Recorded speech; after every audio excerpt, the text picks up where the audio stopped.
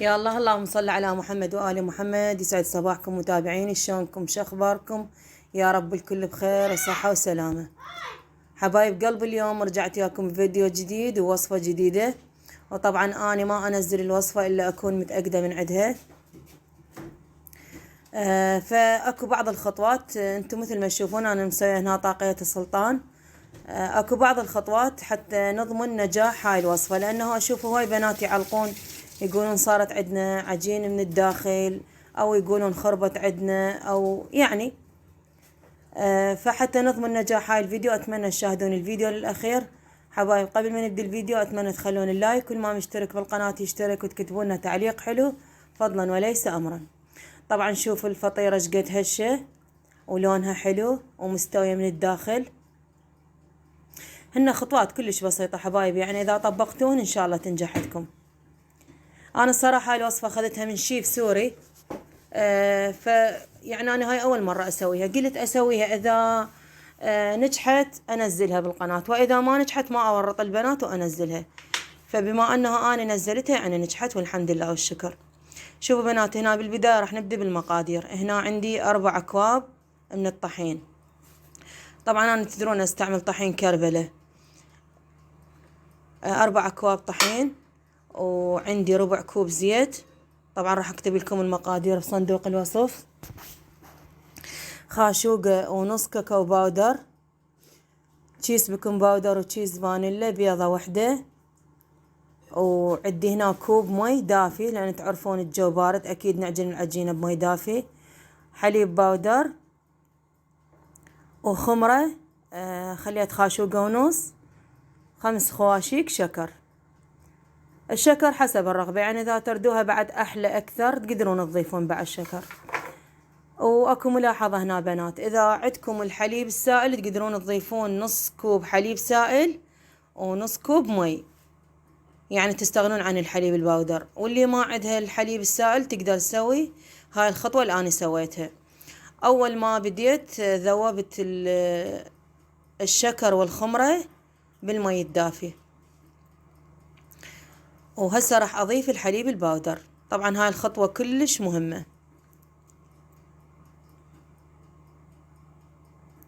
حابة أرحب بالمشتركين الجدد اللي انضموا للقناة، وأقول لهم أهلا وسهلا بكم، نورت القناة،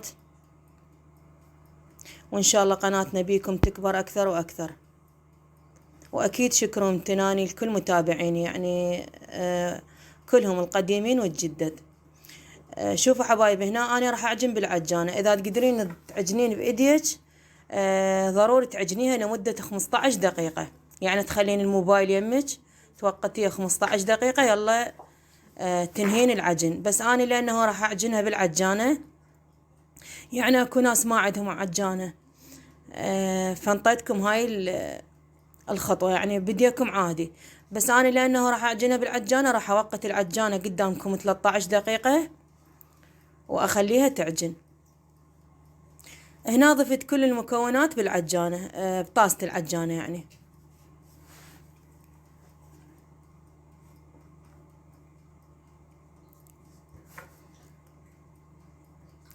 فصلت الصفار عن البياض. الصفار راح احتاجه للتلميع بالأخير راح تشوفوه، والبياض راح أضيفه للعجينة. إذا ما حابين تضيفون هاي الإضافة لا تضيفوها، بس هي ما تنطي يعني فد زفارة أو شي للفطيرة، لا ما بها أي مشكلة. أصلا هي أعتقد تنطي يعني هشاشة للعجين. المهم بنات، إذا ما حابين تضيفون بياض البيضة لا تضيفوه. طبعا الصراحة الفطيرة كلش سهلة وكلش طيبة، وخصوصا يا الشاي. ويعني إذا اتبعتوا كل الخطوات راح تصير عندكم تجنن، لأنه مرات نستغنى عن خطوات لأنه إحنا نريد نخلص بطبيعتنا، نحب نخلص الشغل على السريع.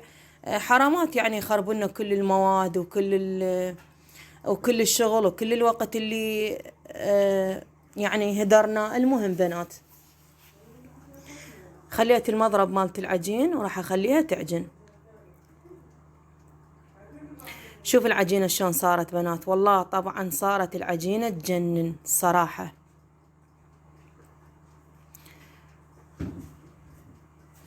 وهيك نوع من العجاين تحب عجن هواية، يعني هي بطبيعتها تحب عجن هواية، لأنه حتى يشتغل الجلوتين الموجود بالطحين.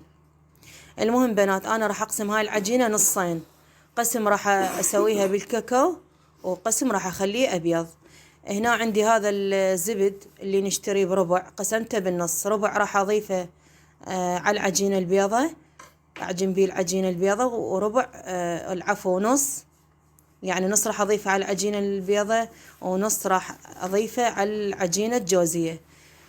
ملاحظة بنات، هنا ضروري تذوبون الكاكاو، لأنه إذا ضفتوه مباشرة على العجين راح يشلع قلبكم بالشغل، وأصلا بالدمج راح يشلع قلبكم. فتذوبوه شوية بالزبد، وإذا احتاجيتوا شوية مي ضيفوا، ماكو مشكلة. طبعا هنا خمرت العجين ساعة تقريبا أو ساعة وربع، يعني على ما خلصت شغلي. كل ما تختمر تصير العجينة حلوة. بديت أفتح بيها على شكل مستطيل، يعني إلكم وما تحاولون تفتحوها على شكل مستطيل مو دائري. أنا هنا بقيت بالشبك وبإيدي لحد ما وصلت لهيك نتيجة.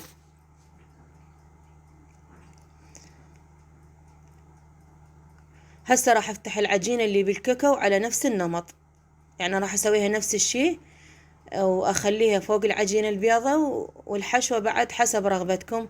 أنا هنا حشيتها نوتيلا، إذا حابين الكاكاو الحبيبات اللي نخلي حشوة الكيك، أي حشوة أنتوا تحبوها ماكو مشكلة.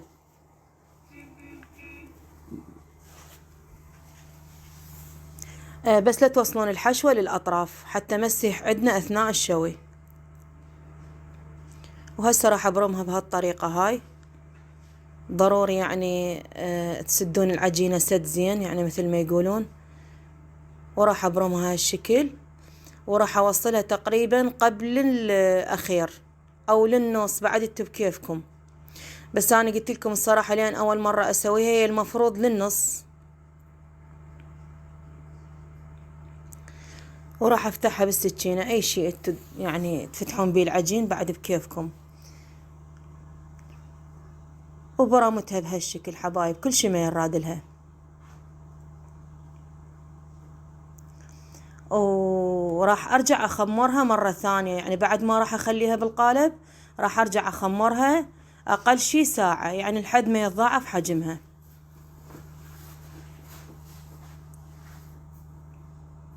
طبعا طريقتها سهلة وطيبة صراحة، بالبيت أنا حبوها بعد ما أعرف، لأن هي فتشي مثل ما يقولون خفيف، وتنفعكم مثلا بالسحور منه هيك، يعني أغلب الناس الصوم أو تحتاجونها بالسحور، بعد تبقى كل واحد حسب رغبته. المهم بنات، هنا عندي القالب خليت له زيت وخليتها اختمرت، شوفوا هنا حجمها تضاعف. هنا عندي صفار البيضة اللي طلعته ببداية الفيديو، خليت له شوية قهوة، وخليت له خل أبيض. تقدرون تضيفون مكان الخل أبيض فانيلا يعني، بس أنا خليت خل أبيض، بعد كل واحد حسب رغبته. بنات شوية نحكي على درجة حرارة الفرن. طبعا هاي العجينة أو هاي الفطيرة ما يصير تخلينها على درجة حرارة عالية، صح راح تستوي عندك على السريع، بس راح تبقى بطنها عجين. فالأفضل تخلوها على درجة حرارة 180، وتصعدون السوباية شوية اللي بالفرن، صعدونها للأعلى حتى تستوي على كيفها. طبعا أنا أخذت عندي ساعة كاملة، وهذا صار شكله على درجة حرارة 180 وبس من الأسفل. هذا شكله حبايب، سهمكم العافية، وهسه أترككم بحفظ الرحمن، ومع ألف سلامة.